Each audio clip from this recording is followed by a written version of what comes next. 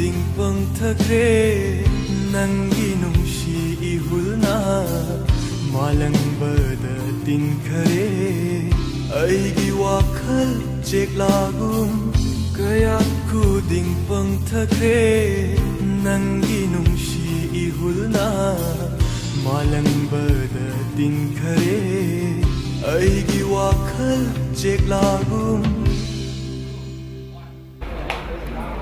Kasi ahanda masi quality business ita ba start the episode 1 ni from sida yung tabiriba niya kung nagtulad sa dahan ng mga check aduga masi apa sila lang sila ba nang napagalat liba sa yung music band sila announcing music pa naman check ay na-announcing dahan ng industry sa ba announcing short introduction na mga gagawin mo ba short introduction na ka main like from the teaching class music student that will be black in the and ini Ramesh Degusan ay natawa ko dyan lagi ayun kasi hindi sundari mag-collect sa second semester January Saya masuk cinta buat ini kamu dekat dengan bangga ini ada bayi ini hari ini kita 3 years sudah lagi minggu dua orang mau home nanti ini ayo sini pun sejari ayo sini sejari ayo SHEI-HUUM jadi ini cerita adalah ini sebenarnya yang berada di 6 semester Lo pathanday na rin sa nasa yung friends ko. Kasi yung friends ko karena minus na just talk ko no. Madudagi sa yung mahal na may nagalay na pero tuloy din. Sa yung mahal na may sila kamay ka wala tulad siya no. Kung na laki na siya tayo. Ano ba?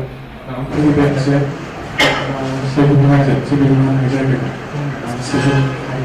saya harusnya isa ya ada hukum harusnya maupun lainnya saya mau supaya lainnya ada ingin form tahu mungkin saya kezaman pentingnya jun saya form tahu mungkin alhamdulillah ay iwana ay kapayanan ikilay sa birang junior mga taong ay alhamdulillah ay jun form tahu pentingnya white house ay school life school life mana baru pun ada yang hadir ini dan saya pada lagi orang kelas 8 harus saya kalau hadir ini kalau kan ini jadi ada kan tengah bagaimana masuk hari ini kan kalau sudah hari masuk macam seperti tahu apa kita apa yang saya tahu bisa bagi apa sih kalau mungkin kalau mau form dan lebih bisa story ini ada hanya saya mulai benar saya apa yang saya alami di music video juga pertama istri juga dapat bertanggung mana di dia ini berada.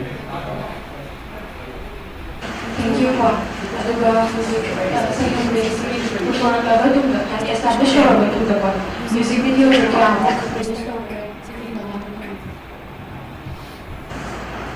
Music video dia video saya kamu tengah itu harus kalau ni kalau aku dia music video na say tutorial mo music siya ako kaya ko na ani na audio daga paiti ko pala ko sa music na jadi ngayon na pambilang ngayon na mabibili kaya na ngayon na pambilang Tekrar bu hari sa series sorry tekrar bu hari ba audio ba audio music video ko ba sige na kasi sige na hata na kamera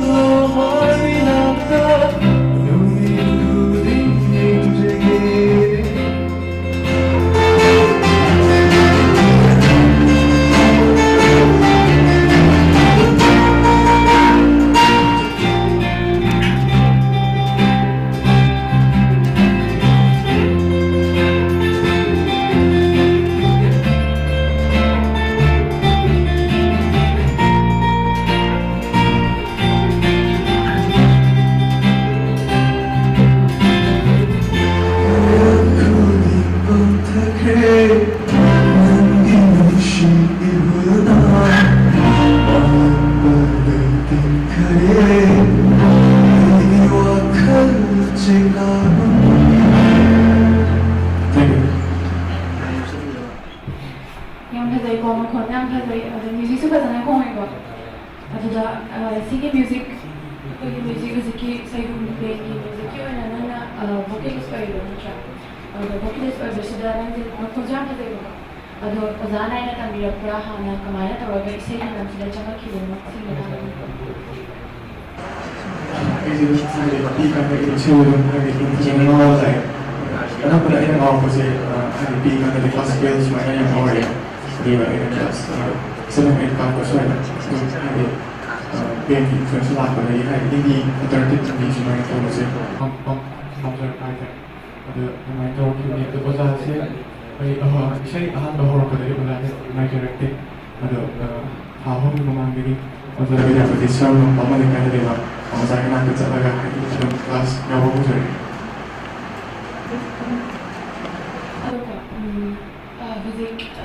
Music band sida junction eko. Ado shigi mamamda angai lagi kehtar competition ko pada exercise ko yaar pura.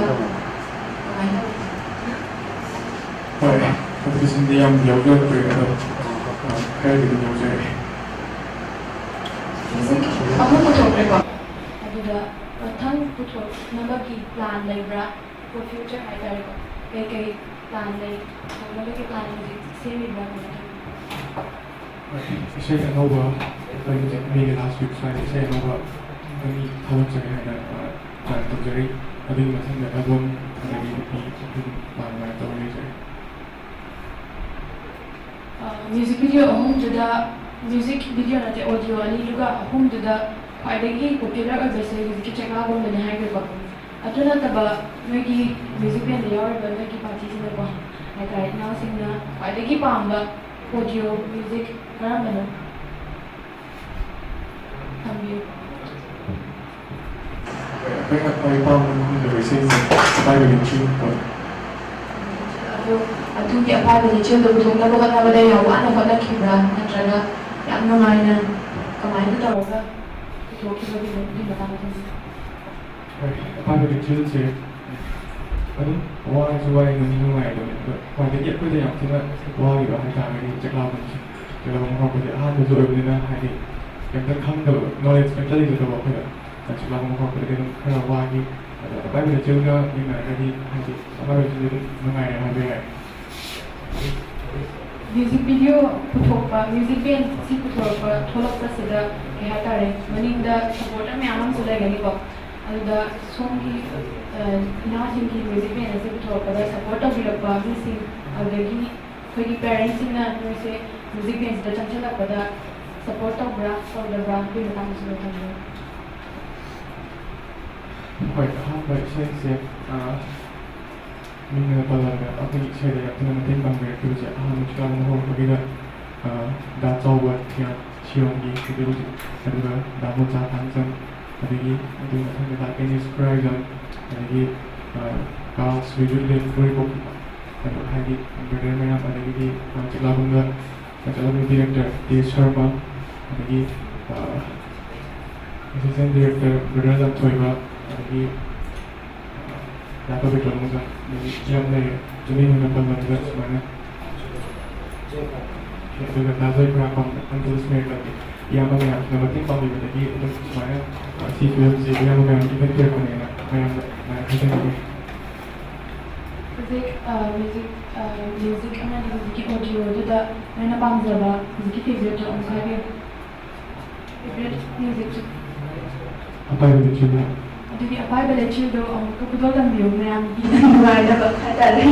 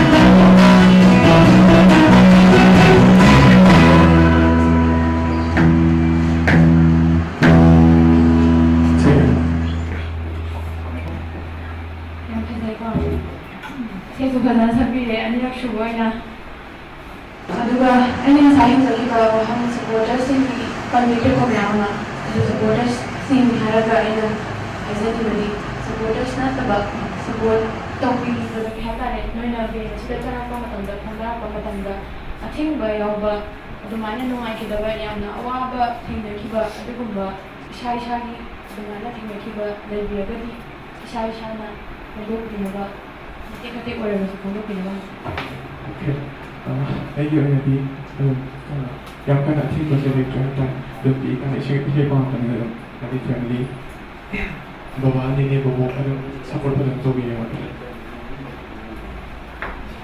ꯑꯩꯒꯤ ꯑꯣꯏꯅꯁꯨ ꯑꯩꯒꯤ ꯑꯄꯨꯟꯕꯁꯦ ꯂꯩꯖꯔꯛꯇꯦ ꯄꯤꯛꯏꯉꯩꯗ ꯌꯥꯝꯅ guitar ꯑꯗꯨꯝ ꯄꯥꯝꯃꯒꯁꯨꯀꯣ ꯏꯍꯥꯟ ꯍꯥꯟꯕ ꯑꯩ electric guitar ꯂꯩꯕꯁꯦ ꯑꯩꯈꯣꯏ ꯃꯥꯅ ꯀ꯭ꯂꯥꯁ 10 ꯀꯩꯀꯥ ꯍꯥꯏꯗꯣꯛꯑꯒ ꯂꯩꯒꯦ ꯍꯥꯏꯕꯅꯦꯕꯀꯣ ꯑꯗꯨꯅ ꯑꯩ ꯇꯥꯁꯟꯕ ꯍꯥꯏꯗꯣꯛꯀꯦ ꯑꯩꯈꯣꯏ ꯃꯥꯅ ꯂꯩꯈꯤꯕ ꯑꯗꯨꯅ ꯏꯃꯨꯡ ꯃꯅꯨꯡꯒꯤ ꯑꯣꯏꯅꯗꯤ ꯑꯊꯤꯡꯕ ꯀꯩꯝ ꯂꯩꯇꯦ ꯑꯩꯉꯣꯟꯗ ꯐꯨꯜ ꯁꯄꯣꯔꯠ ꯂꯩ ꯑꯗꯨꯝ ꯑꯩꯅ ꯕꯦꯟ ꯌꯥꯎꯕ ꯑꯗꯒꯤ ꯑꯩꯅ ꯄꯥꯝꯖꯕ ꯏꯟꯁꯇ꯭ꯔꯨꯃꯦꯟꯁꯤ ꯆꯠꯄꯗ ꯑꯊꯤꯡꯕ ꯂꯩꯇꯦ ꯑꯩꯒꯤ ꯑꯣꯏꯅꯁꯨ ꯑꯊꯤꯡꯕꯗꯤ ꯂꯩꯖꯗꯦ ꯍꯥꯏꯗꯤ ꯕꯕꯥꯁꯨ ꯍꯥꯟꯅ ꯏꯁꯩ ꯇꯧꯔꯝꯃꯦ ꯑꯗꯒꯤ ꯑꯗꯨꯅ ꯕꯕꯥꯅ ꯑꯩꯁꯨ ꯒꯤꯇꯔꯁꯦ ꯄꯥꯝꯃꯛꯑꯦ ꯀ꯭ꯂꯥꯁ ꯄꯤꯛꯏꯉꯩꯗ ꯑꯗꯨꯝ ꯄꯥꯝꯃꯛꯑꯦ ꯕꯕꯥꯅ ꯀ꯭ꯂꯥꯁ 6 ꯁ꯭ꯋꯥꯏꯗꯒꯤ ꯒꯤꯇꯔꯁꯦ ꯂꯩꯕꯤꯔꯦ ꯑꯗꯨꯗꯒꯤ ꯍꯣꯡꯕ ꯍꯧꯔꯛꯑꯒ ꯈꯣꯠꯂꯒ ꯁꯛꯁꯦꯁ ꯌꯧꯈ꯭ꯔꯕꯅꯤ ꯑꯩꯒꯤꯗꯤ ꯑꯗꯨꯝ ꯄꯦꯔꯦꯟꯁꯅꯗꯤ ꯐꯨꯜ ꯁꯄꯣꯔꯠ ꯇꯧꯕꯤ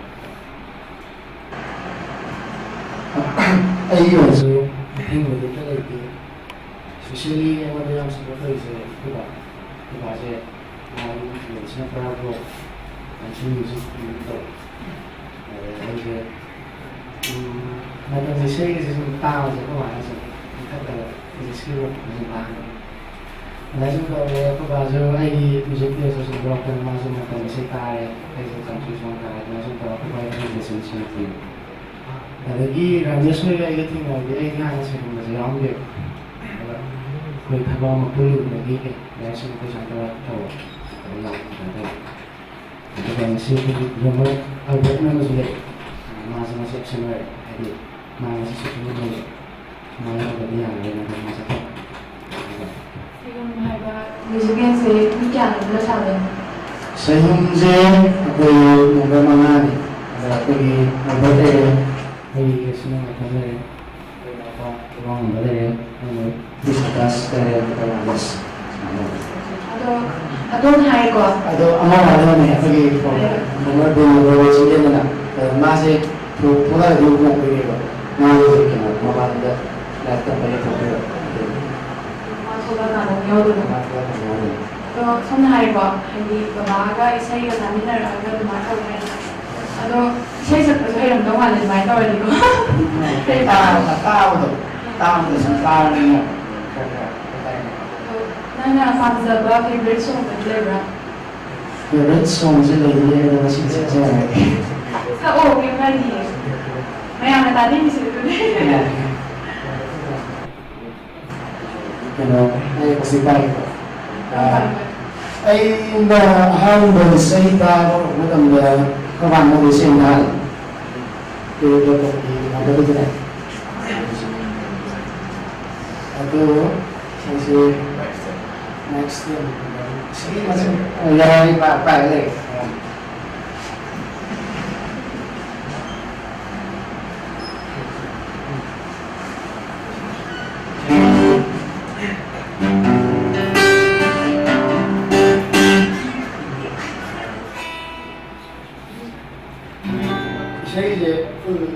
nanti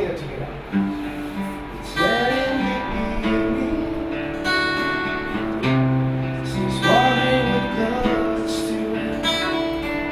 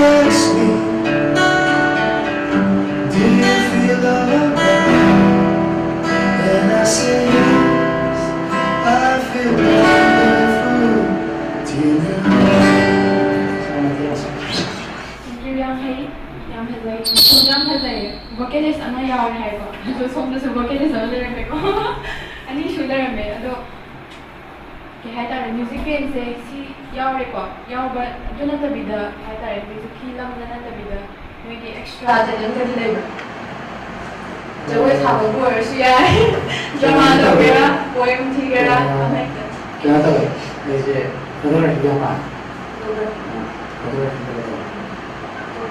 atau kasi ada so okay kita kasi dah aku pula kasi macam-macam tahu sini kita tahu so kasi kena ni nak semua yang kita tahu tadi sudah sebuah YouTube channel lagi kalau yang saya kiri sama kita jadi memang masuk supporter boy pagi sama YouTube channel itu sih macam-macam asyik dalam kita dia, macam apa ikut performance kita macam-macam. Ada sesuatu sesuatu, ini lagi banyak seperti itu. Kemarin tahu ini macam performance kita macam-macam siapa mana, kemarin itu. Music dia tu yang ada rasul music ada orang orang berbeza. Aduna macam seperti itu. Di telena ni show ni macam ni ada ko. Amang tak macam telena, tak boleh ni boleh. Ini aja. Guest concert, ini sih sebagai pilihan nama, mama dia video. Ada orang yang dah telena tu apa telena? Mai video ini sih dia tu lain dia nama ada ko. Let's say that. Let's say that. Kita ni dia dancer boleh kita berapa? Exactly. Ini berapa dancer boleh berapa?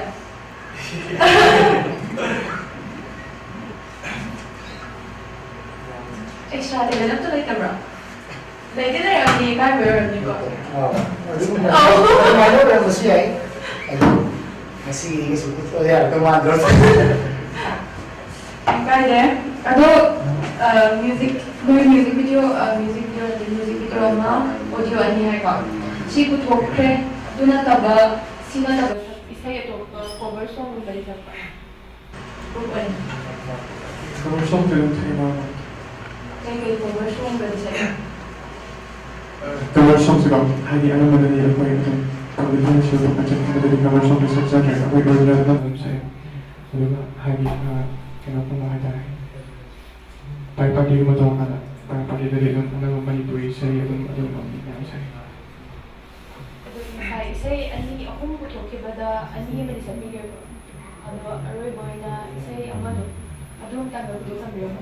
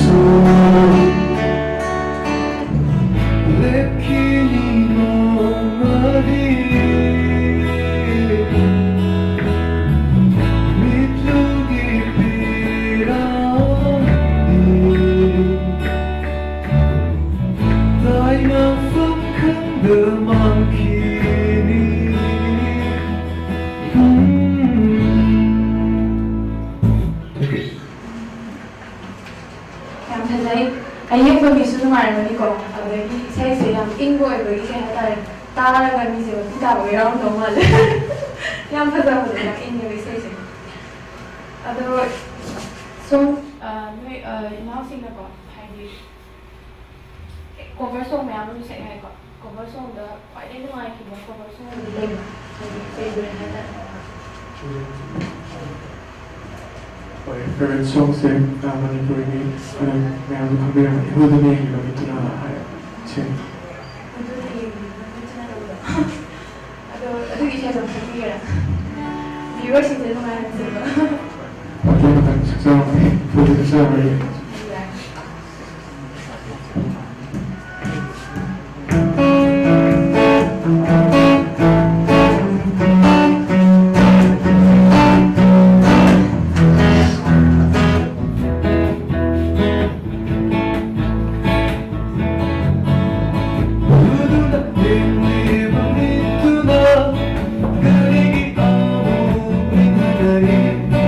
Lo cerco e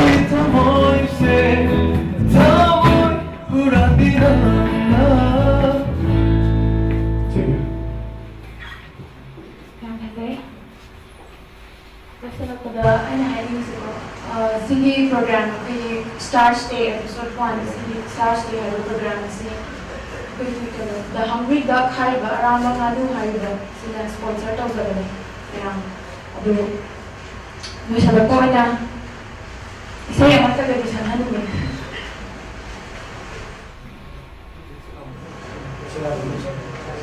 खरा सामने सकती हो सकती अरोल बजेने को कोई ऐसे हाथ में से चल रहे चला लो अरे लो अरे पिछले बार मैं आपको ना सभी ना ऐसे